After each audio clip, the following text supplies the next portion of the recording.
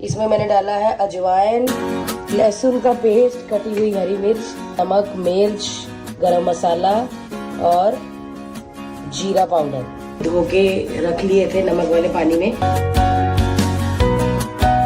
पानी की जरा भी जरूरत नहीं पड़ी और ये देखो मैं तब से मलती जा रही हूँ और ये नमक डाला हुआ है और आलू ने अपना पानी छोड़ा।